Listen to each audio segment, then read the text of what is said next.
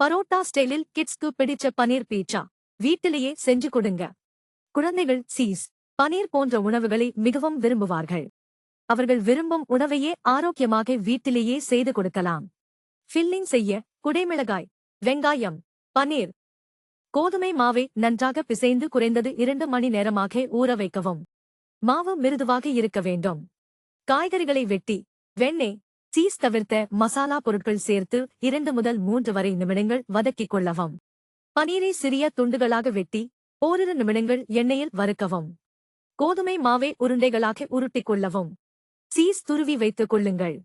உருண்டையாக உருட்டி வைத்த மாவில் காய்கறி கலவை சேர்த்து கலவை வெளியே தெரியாதவாறு நன்றாக ரோல் செய்யவும்.